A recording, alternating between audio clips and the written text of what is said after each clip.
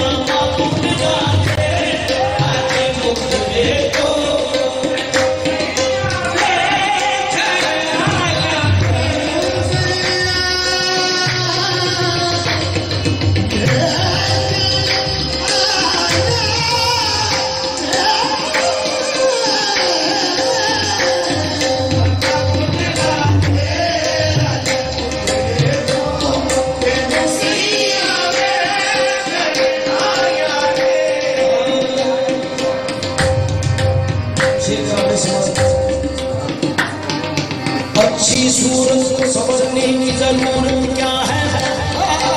अच्छी सूरत को समझने की जरूरत क्या है? सादगी में कयामत की अदा होती है, सादगी में कयामत की अदा होती है। तुम जो